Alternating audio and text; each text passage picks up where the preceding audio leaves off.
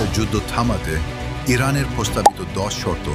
পারমাণবিক অস্ত্র না তৈরি করার অঙ্গীকার, ইরান ও তার মিত্রদের বিরুদ্ধে সব ধরনের আগ্রাসন সম্পূর্ণ বন্ধ করা, মধ্যপ্রাচ্য থেকে মার্কিন বাহিনী প্রত্যাহার এবং আঞ্চলিক ঘাঁটি থেকে ইরানে হামলা বন্ধ করা। যুদ্ধবিরতি চলাকালে হরমুজ প্রণালী দিয়ে প্রতিদিন সীমিত সংখ্যক জাহাজ চলাচলের অনুমতি, ইরানের ওপর আরোপিত সব প্রাথমিক, মাধ্যমিক এবং জাতিসংঘের নিষেধাজ্ঞা তুলে নেওয়া, যুদ্ধের জেরে ইরানকে ক্ষতিপূরণ দিতে বিনিয়োগ ও আর্থিক তহবিল গঠন করা, ইরানের পারমাণবিক অধিকারকে যুক্তরাষ্ট্রের স্বীকৃতি দেয়া, মধ্যপ্রাচ্যের দেশগুলোর সঙ্গে শান্তি চুক্তি নিয়ে আলোচনার অনুমতি দেয়া,